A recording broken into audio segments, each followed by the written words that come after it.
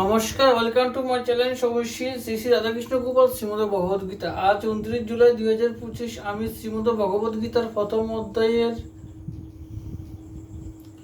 26তম শ্লোকের ব্যাখ্যার 26 পৃষ্ঠার কিছু অংশ পাঠ করছি।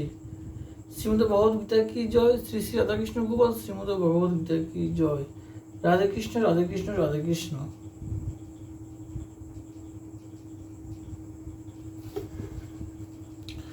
ভগবান অর্জুনকে যখন বললেন যে এই রণভূমিতে সমবেত কুরুবংশীয়দের দেখো, তখন অর্জুনের লক্ষ্য দুই পক্ষীয় সেনায় অবস্থিত নিজ আত্মীয় কুটুম্বদের উপর পড়ল।